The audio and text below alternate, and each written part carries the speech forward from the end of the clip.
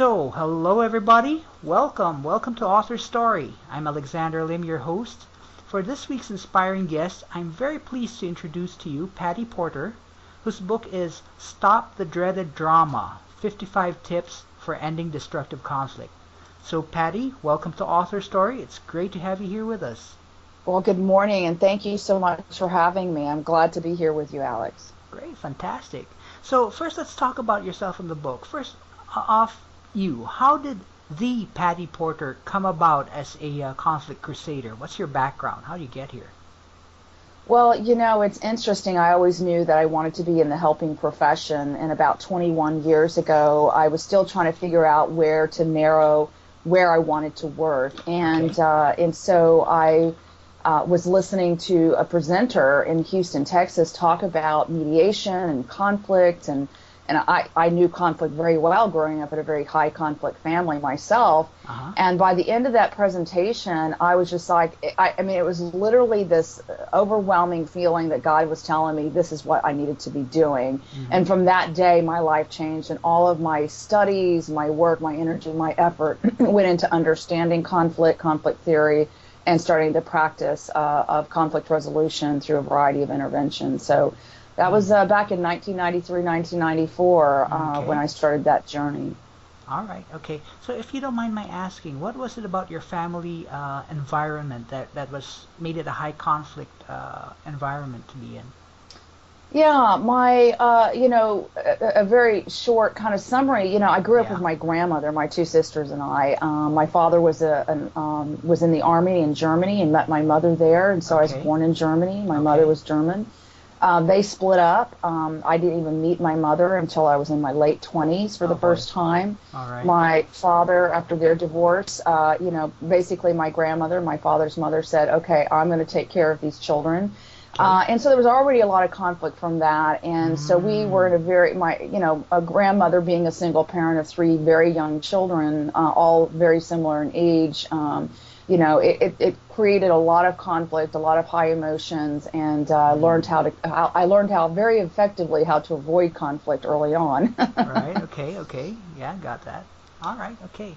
So, how did you get involved with Conflict Connections Incorporated? I mean, you're the president there, if I'm not mistaken, right? Yes, I'm the founder, of Conflict okay. Connections, All yes, right. and the president. So I'm a woman business owner.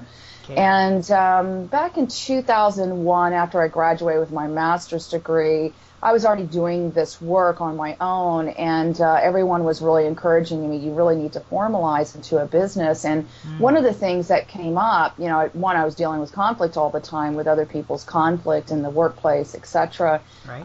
But I was always connecting people to other people and other resources. So when we were brainstorming the name Conflict Connections, that's how it came about, is, hey, I deal with conflict and I'm constantly connecting people, whether it was from a resource place or connecting people or reconnecting people through the dialogues that we were doing through mediation. Right. And so that's how Conflict Connections was born, and we've been Conflict Connections since 2001.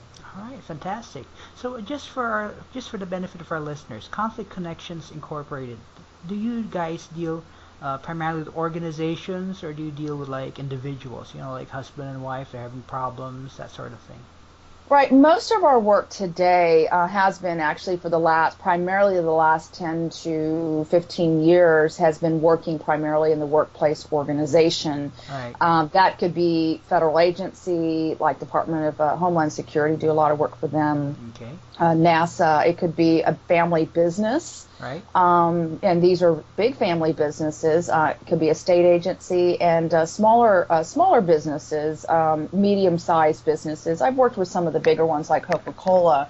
All right. But most of my work stems there. And the interventions that I do could involve an individual in the workplace, like an executive. Okay. It could involve two individuals through a mediation, or it can involve a team, and I'm doing group intervention. So it's a variety of conflict interventions depending on what the problem is. And at any one time, I could be coaching one-on-one, working with 2 or 3 people, or working with a whole department.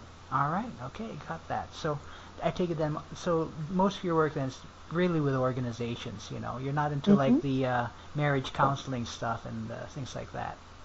Well, even though I have my license as a clinical social worker, Okay. very early on in my career, I did some family mediation divorce work, and I quickly realized I did not want to do that. All right. Okay. Okay. All right. These were about relationships ending, and I wanted to work on rebuilding relationships and dealing with that. And Okay. I found a natural fit working in workplace organizations. All right. I got that. Cool. So the book, Stop the Dreaded Drama. What's the book all about? So, Stop the Dreaded Drama is it's a pocket-sized book. It's a very practical, tips-oriented book. So you could literally go to any tip and implement that tip in that moment. And the book itself is about how do I get out of existing conflict that's already shown itself to be very destructive. So this is not, I'm avoiding conflict, how to deal with conflict. How do I get ready for it? This is, I'm already in it, I'm deep in it, and how do I get out of it? And it takes one of us to stop the destruction. So really it's about these tips of how do I stop the drama, because people are always like, there's so much drama in the workplace, how do I get out of that? Okay, I got that. So what made you decide the book? I mean, you're already involved with Conflict Connections. As you mentioned, you're president, you're the founder, and you're already doing this on hands. What made you decide to write the book? Well, I had to. Here's the thing about it, being a writer, which I never, considered myself to be a writer for years. Okay. When it came to writing, I always had this brain freeze. I had this anxiety about writing, and people would tell me all the time, you need to put this down on paper, you need to write. And I'm like, what do I have to write about? Everyone's written about it. And so I decided to hire a writing coach about 2 years ago. Okay. And so it was through that journey with him, and I continue to work with him. We're working on our second mini book now. And he says, let's start out by just writing a tips booklet, or a tips pamphlet, actually, is how it started. So every week he would just give me a regimen of writing. And so I was writing a tip a week. And so it took about a year, literally, to write this, to really get into the, how do I write? What am I trying to say? Who's my audience? So that journey was a good year in writing the tips. And then from that place, we're like, we have quite a few, 63 pages of tips here. What do we want to do with that? And that's when we discovered the company Mini Book out of Phoenix, Arizona, to try to turn the 55 tips into this pocket-sized book called Mini Book. Okay, so it's interesting because from what you tell me, it occurs to me that this book just kind of came about. You mean you originally wanted to write out just a pamphlet, and then it became a whole book. It became, yes, and Mini Book, it gave us that, because this was not a full-size traditional book. A lot of people, in my mind, aren't reading long, traditional, heavy books anymore. They buy them and they stick on their bookshelves. I'm a testament to that. I've got many books I still have yet to read. And yet they're very valuable books, especially in my field, and great content. And I kept thinking, how do I reach the everyday person about conflict? That was the goal.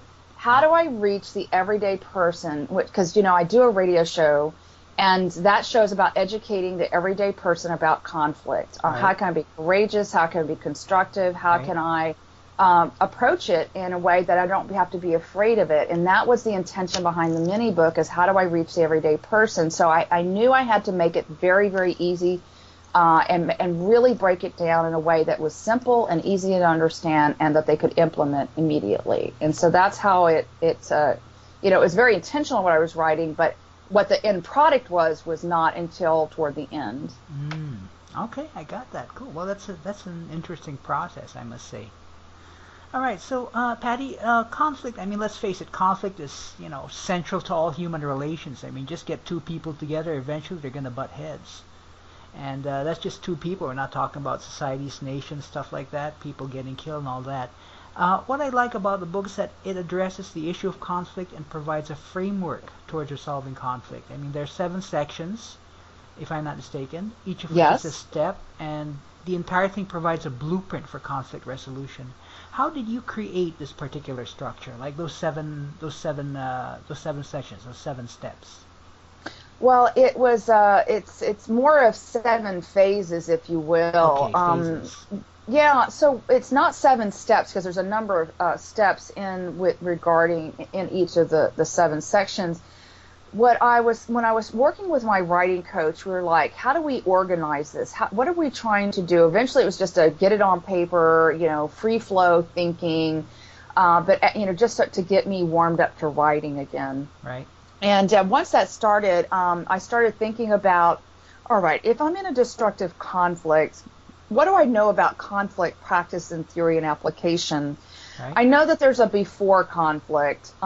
So in our field, what we talk about is when we think about conflict, there's the before, the during, and the after. Okay. The before is what are we recognizing? Are we recognizing the signs and signals that says, there's a conflict a brewing, and there's a potential conflict a brewing, right? So that's the before. You see the signs, you hear the signals, you see things that people are doing, but we're not addressing it because we're like, maybe it will just go away. Right. Now something has happened that now engages us in the conflict. So now it's really externalized. People know we're in conflict, and we're in the during, right? We're arguing, we're talking to each other and all of that.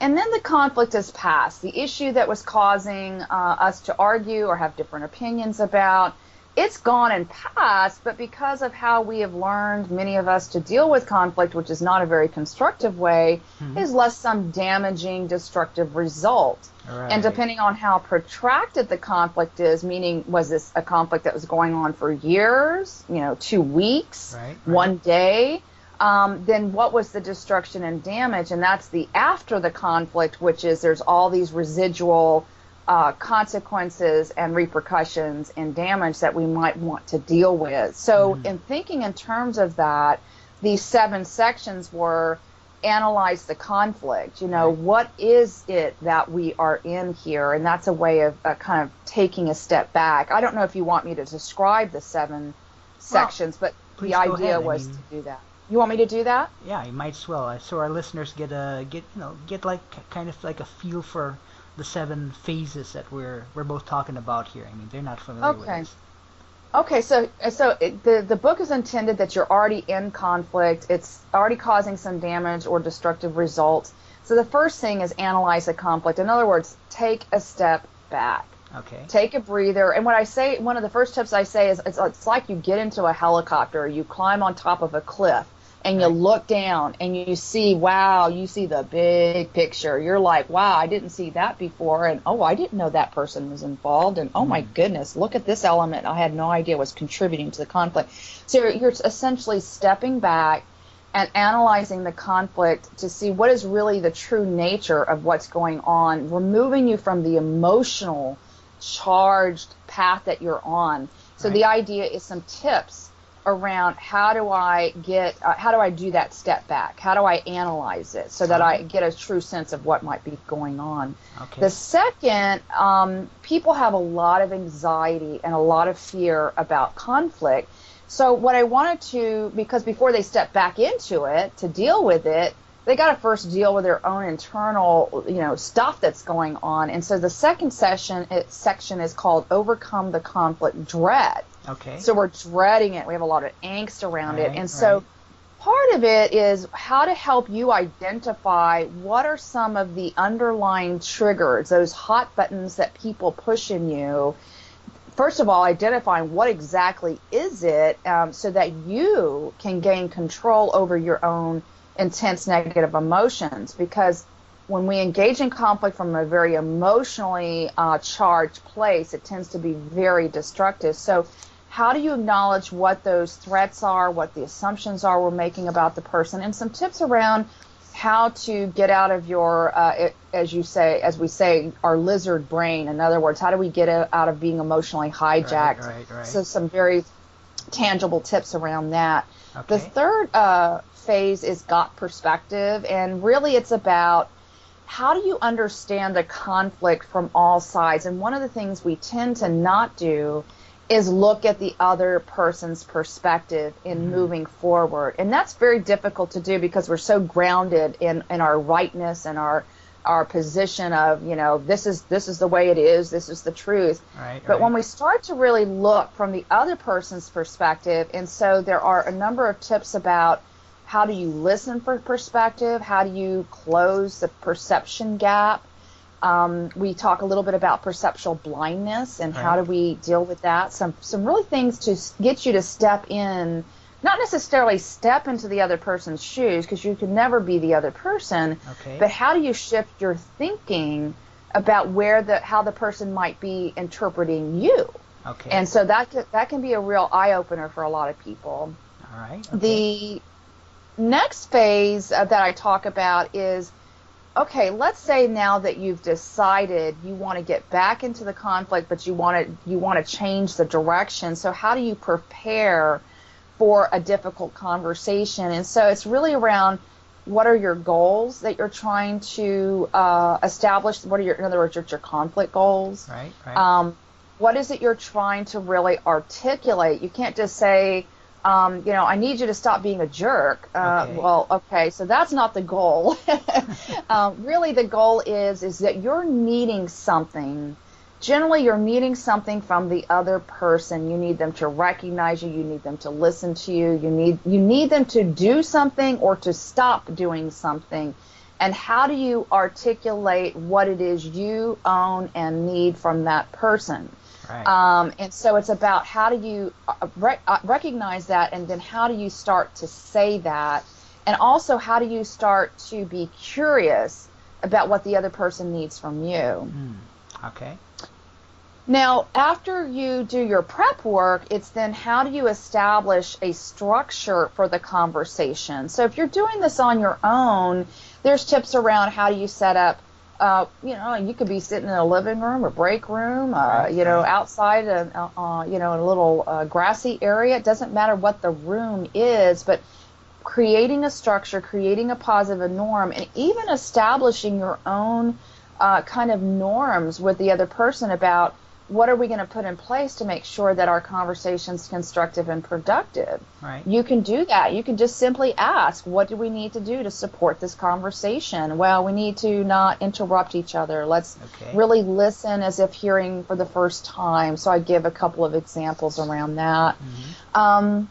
And then creating a little bit of an agenda so that it doesn't, you're not going all over the place, but that you're really saying, let's talk about these two top issues and everything else is off the table. So whatever those norms are, and then facilitating the conversation. Now, here, one of the things I do in the tips booklet is to help you decide, is this something I can kind of self-facilitate with this other person, or do I need to bring someone in, a trusted colleague, a trusted pastor, a trusted neighbor, someone that we both trust to help us have the conversation?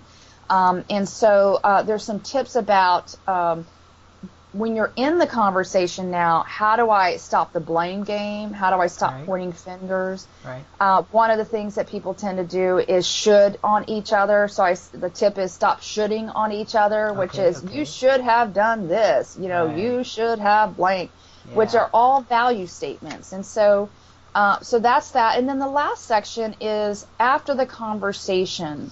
Now that you've had the conversation and hopefully it went well, how do you do an ongoing implementation and support of what y'all have agreed to? So if you've agreed to, I'll be respectful of you, and this is what this means, how do you continue to not only implement what you've agreed to, but how do you reflect and renew about your own contribution to this conflict so that you don't repeat that same pattern again in the future with somebody else? All right. Okay, got that. Well, thanks for that summary. I mean, I'm sure our listeners will pick up quite a bit from that. So, Pattie, these 7 phases, in your experience, which one of these 7 phases is the one that's the hardest for people to do, the hardest for people to work with? I think for a lot of people, it's got perspective. In other words, it is so hard when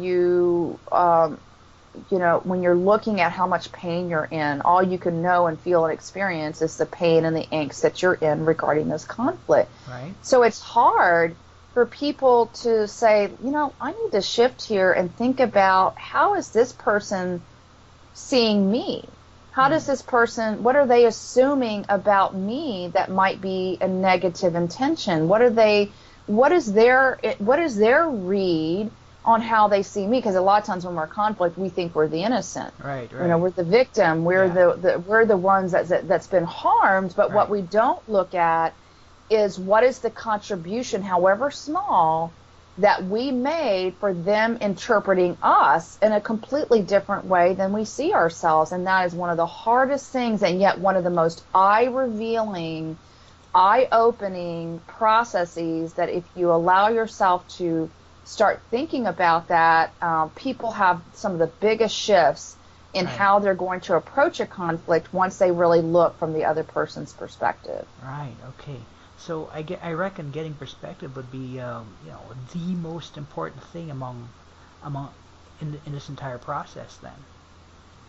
It is, because it really shifts, for both sides, right? So not just you, the listener, you're in conflict, but if the other person who's in the conflict with you is doing the same thing, it's one of the biggest things that shifts you, out of the destructive pattern or the dance. It's like if you dance this dance for years and you're always stepping on each other's, feet, but you've gotten comfortable with that, and you're like, okay, now we got to dance a new dance, and it's uncomfortable, and it's different steps, and now, but we're at least on the same page, and we really see each other as human beings that feel hurt. Versus you're the enemy, you're evil, you're this, you're that. It's about, is it really that they're really evil or, terrible people, or is it they're hurting like us as human beings, and we just have not understood how they interpret who we are, and vice versa. Okay, got that. So Pattie, let's say you come across this person who's presently involved in the conflict that's really challenging for him. And let's say you can only tell him one thing. What would be that one thing you would tell him that could help him resolve his situation? I think being genuinely authentic and saying, I want to understand where you're coming from. Because, there's the quote, seek to understand first before being understood. Right. I think if the person genuinely feels that you are trying to connect with them in a different way. I mean, genuinely say, look, I'm upset, and yet I know you're upset, and I really want to shift. I really want to understand your perception about this, and I'm going to listen, and I'm not going to interrupt. So the biggest thing is I want you to authentically know that I really want to understand. I might still disagree, but I really want to understand. And if you're authentic about that and genuine that you really want to do that, it starts to break down some of those bricks in that brick wall ever so slowly. But you really have to then follow through by truly listening and not, well, that's not true, and interrupting and really listening and really being able to say, once they say what they're going to say, is to be able to listen past the hurt and be able to say, so this is what you are needing, or this is what I'm understanding you to say. And that's difficult too, because even as a tactic in mediation, I might say to someone, what did you just hear, XYZ say to you? And they're like, well, I know what the intention behind their message is, and it's to, get me fired. I'm like, so pause. I said, that is your interpretation of what you're hearing, but I want you to really listen. What did they say? Well, they said that they were really trying to get me back onto the job, and they really put so much energy and effort, and although they don't say it quite as eloquently as that, you have to really give them the space to say, don't put the interpretation. I mean, I really want you to hear what they actually said. And that's very hard for people to do. And if you could put yourself in that place, that would really open a lot of doors. All right. Okay, cool. Got that. So let me shift gears a little here. Authors who write nonfiction books, they sometimes go on a journey as they do so. And you mentioned already a little bit about the process of the book, but did you go on a journey of your own while you went through this book, other than converting it from a pamphlet to a book form? Well, I mean, I'm not a nonfiction author or one that's written hundreds and hundreds of pages. I've written many articles and things of that nature. I guess the journey for me was around what part of the journey for me was exploring what was the block for me. What was the anxiety for me about writing and putting it out there? And so the journey was, for me, part of it was, I mean, I'm just going to be frank with you. So the journey for me was really reflecting on, okay, what's the fear about? What's the anxiety about writing? Okay, my fear was, well, what do I, as a person who's been doing this for 21 years, I'm like, well, what do I have to say that somebody else hasn't said already? What value would I be putting out there? And of course, my writing coach was like, you have so much in your head, you have so much value, you got to put it in your own words. Yes, there's stuff out there, but recognizing that even though the topic has been written about many, many times, how can I put my experience and my spin, which is very rich, experience. The other was, once you put yourself out there, then there's a sense of responsibility of, you're a subject matter expert. And I've always considered myself a subject matter expert. Then when it's out there in black and white, how will people see you differently? Which is a good thing. But then there's that, there's a sense of contribution and responsibility for making sure you're putting out, very quality product and that aligns. So a lot of it had to do with just some of that fear and reflection of what was getting me caught up and putting it out there and for the public view. But now, we've sold since April. We launched this book last year. This year alone, we've sold 1,080 books already. We've sold a total of 1,500 books already. And we just launched the mini book as an e-publication on Kindle, Nook, and iBook. So we're getting huge amounts of responses, and not just in the U.S. We've had a number of people purchase in Canada, and we've even had a recent one in Poland. And I'm like, wow, okay, all right, how are they finding this, and a lot of it's through social media, but... Well, the word's getting out, definitely. I mean, Poland, come on. Oh, I know. I was like, this is amazing. Yeah. So, Pattie, what's your ultimate vision for the book and essentially your platform for conflict resolution? At the end of all this, in other words, what would you like to have happen? Well, the biggest thrust of all of this for me is educating the everyday person about conflict. I mean, I grew up, as I said, in a very high conflict family. I was afraid of conflict. I was a huge conflict avoider. In fact, that's what my second mini book is about, how do we move out of conflict avoidance. And the third mini book is going to be on abrasive behaviors, when people are on the opposite spectrum of conflict avoidance. And so it was really about how, I grew up in a setting where I was so afraid of conflict. How can I help people be fearless and courageous, that they don't have to be afraid of it? But you also don't have to be this aggressive person either to deal with conflict, that there really is some opportunities for you when you find yourself in a situation to grow from it and to have your team or your neighbor or your family or whoever's in the conflict grow from it and grow deeper and understand each other. But because our fears get in the way, those fears is what cause us to react in very destructive ways. And that's the very opposite of what we're wanting to do. And so it's really about educating the everyday person. Yes, you can do this. And if you can't, recognize when you can't so you can get some help, whether that's with a coach, a mediator, a trusted colleague, friend, pastor, neighbor that can help facilitate a conversation. Recognize, so that you're not just avoiding. And there are times to appropriately avoid, and we'll talk about that in the second mini book. But really, it's about just letting everybody know you can do this in a courageous and fearless way. All right. Well, that's a fantastic objective, I must say. It's definitely worthy of anyone's efforts. Okay. Oh, thank you. So, Pattie, in the last few minutes, I'd just like to ask a few questions. That might give insight into who you are. Okay, so first question is, what's your favorite word? My favorite word. I would probably say reflection. Okay, well, okay, I got that. It seems to be highly appropriate given your line of work. What's your least favorite word, Pattie? My least favorite would be aggression. Aggression. Okay, I got that. Cool. Again, ties in with your line of work. Okay, so my third question is this. If ever you met up with God, what would you like him to tell you?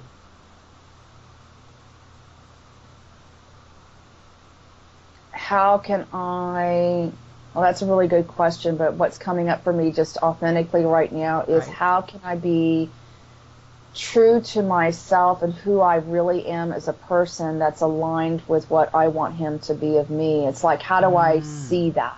Right. How do I see that and not be afraid of when I'm just letting go and being my true self so that I can authentically connect to people and continue to do this work. Right. And to be courageous, because I tell people about being courageous. How do I continue to be courageous in some of my own fears? All right, cool, fantastic. Well, those are definitely, yeah, that's definitely something to think about.